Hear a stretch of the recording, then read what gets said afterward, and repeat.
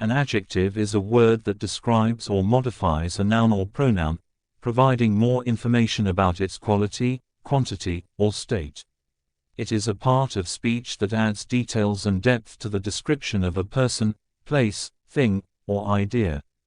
Types of adjectives. 1. Descriptive adjectives. These adjectives describe the qualities, characteristics, or attributes of a noun or pronoun, and they can be simple or compound. Examples: beautiful, large, shy, patient, blue-eyed.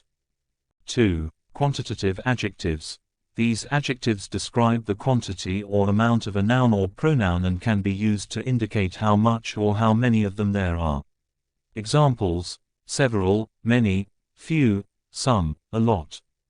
3. Demonstrative adjectives. These adjectives point out or indicate which noun or pronoun is being referred to, and they usually come before the noun. Examples: this, that, these, those. 4. Possessive adjectives. These adjectives show that a noun or pronoun belongs to or is associated with someone or something, and they express ownership or possession. Examples: my, your, his, her, its. 5. Interrogative adjectives.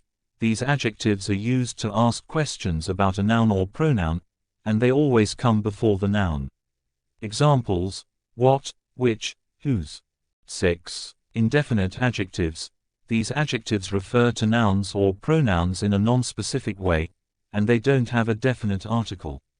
Examples: some, any, all, several. 7. Comparative and superlative adjectives. These adjectives are used to compare two or more things or people, and they indicate the degree of difference or similarity. Comparative adjectives take the form a or more, while superlative adjectives take the form est or most.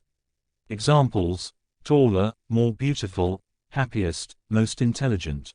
In summary, adjectives are a vital part of the English language, and they help us to convey more precise and nuanced meanings. By understanding the different types of adjectives and their uses, we can communicate more effectively and with greater clarity.